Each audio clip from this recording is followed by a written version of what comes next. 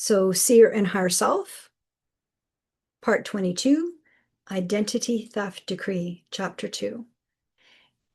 How did this identity theft decree come about? I love the theta brain state. It's a relaxed state just before you go to sleep and just before you go into that deep delta sleep or just before you wake up. You're starting to come out of the delta sleep and coming into the theta brain state, and that is your higher self. Only source aligned is right there with you.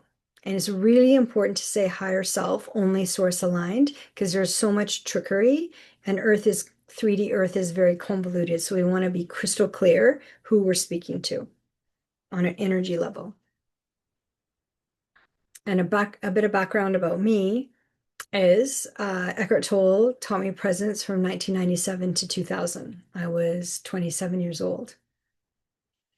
He taught me one-to-one every Tuesday. So he sat in a chair and I sat in a chair. So for 3 years in Vancouver. And he said I had the biggest pain body. It's not something to brag about. I actually came from a trauma background. And Eckhart teaches presence through the heart, and the mind and the ego is not you. And he carries stillness, presence. And he calls source, he actually connects with divine presence, because that is kind of like the sun's rays. Instead of having the full sun, divine presence is like the rays of the sun. And I guide towards sovereignty, reaching the cellular structure in the body through the heart to source consciousness. And the installations are not you, ending generational karmic loops with a decree. That's the intention. And so my mother was part of the dark triad, the psychopath, sociopath, narcissist, and she was in this life and then 3 other lifetimes. So 4 lifetimes I was stuck in this trauma loop. But the mother obviously isn't the mother. She's, as a light worker, we come in to help lineages. And so her lineage was not developing at all. So the matrilineal line needed to actually be removed. And so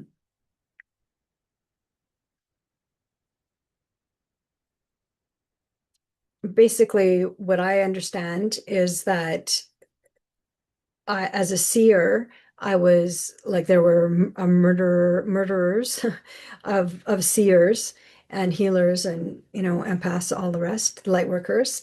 And so she was one of my murderers, and so was my older brother, and then my brother and sister in this life. They've been in my life for 4 lifetimes, but they're like this group of 4 kind of, murderers in other time spaces. And then obviously pretty horrific in this life. And so I got stuck in the repetition and the 3D trickery because they use your best qualities against you. Well, don't you want to come in another life and work it out? Don't you want to like help? And I got really stuck, like to the point where I awakened in consciousness, getting to even 7D embodied with Eckhart's help as a teacher with the mirroring and holding frequency. And I could meditate and everything could disappear in the room except for his eyes, like Eckhart's eyes. I would see Eckhart's eyes and everything else would disappear. So I was able to go into that pure source alignment, presence, and let go and surrender. And then I was like, oh, and then the mind came in. Oh, well, don't you want to help?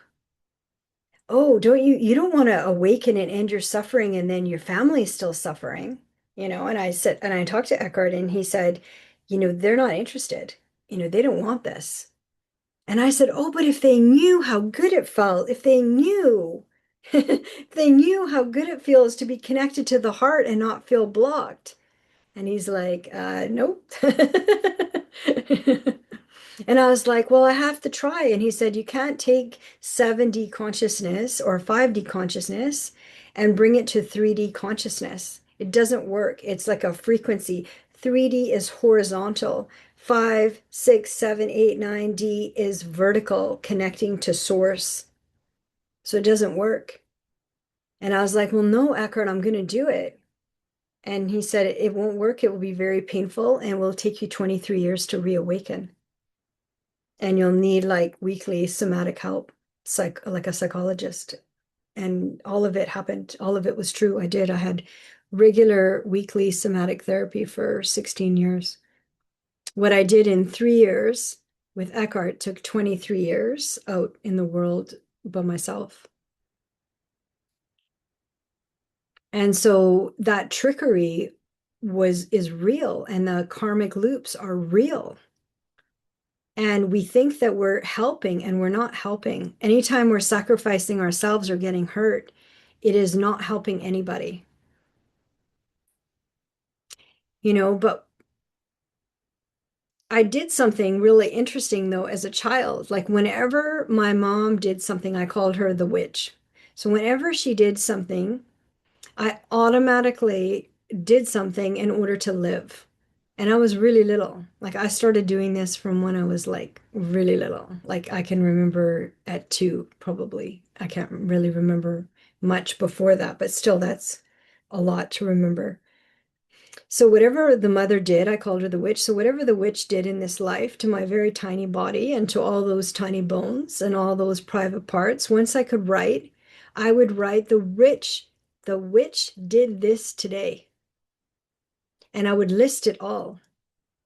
So I was like 5, 6 when I started writing. So as soon as, we started school, but really at 2, 3, you're starting to doodle, drawing pictures, 4 or 5. So I would write, I would draw, and I would say, the witch did this today, and I would list it all. And she searched my room, the witch. She searched for my diaries, my writings, my pictures, and she got my 2 brothers. One is a year older than me, and one is a year younger than me. And she got them to search my room that I shared with my sister and find all my diaries, pictures, writings. And then she got them to read them out loud to everybody. And then she told them to destroy them.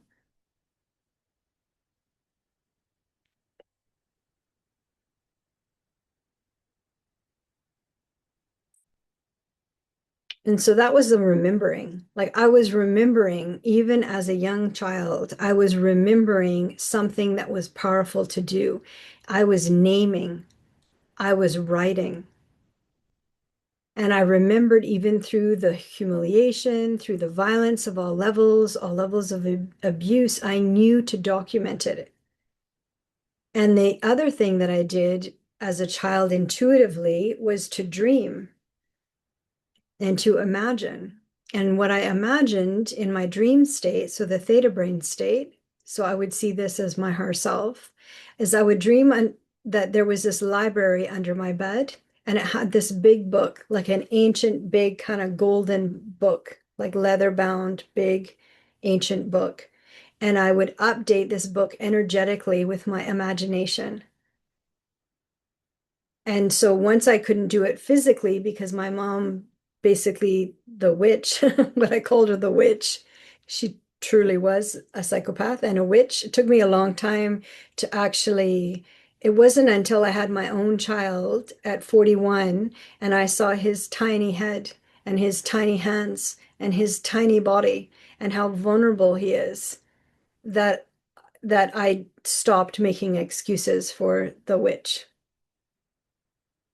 She wasn't violent because she had 4 children to take care of. She wasn't violent because she had a big house. She had, everything taken care of. She just had to be a mom at home and my dad did everything, and then he brought her more help and we had her 2 sisters live with us as well. So my dad was always trying to help her.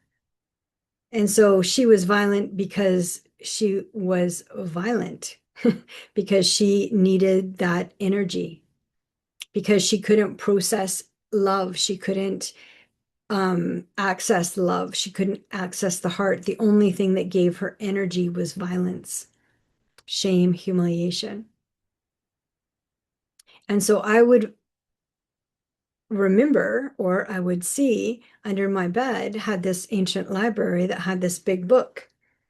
and I would update the book energetically with my imagination. So I would speak it. And so how did I know how to do this as such a young child? You know, I was kind of ganged up by the mother and the three siblings and then two aunts. And they were a malicious gang. And I survived in spite of them in 4 lifetimes, including this lifetime. But you know, they were gross. Like when you're a seer and then you have to see things as they are, it was really hard to see those 4 lifetimes and to accept that, yes, that's what happened. You know, and the other thing I did was talk to God, and it went like this pretty much all the time. God, what is going on here? I was so confused. It was so overwhelming. It was brutal.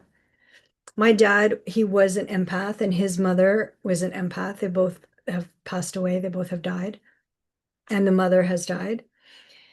So, yeah, the mother died in 2023, and the dad died in 2003. Yeah, 2003. Yeah, and it was interesting. Like I was 33, 34 when he died, and he was like 33, 34 when I was born.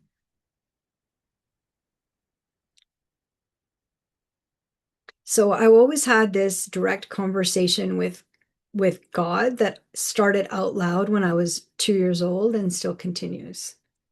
And so even though I was in an extremely powerless position and completely overwhelmed, and my body needed a lot of healing and a lot of help, I still found a way through.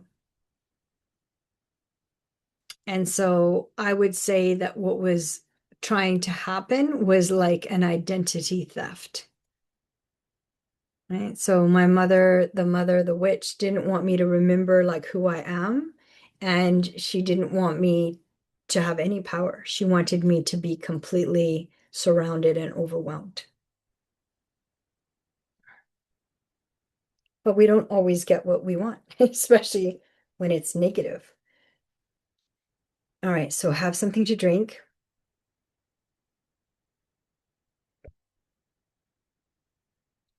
Good. And I'll see you in the next chapter.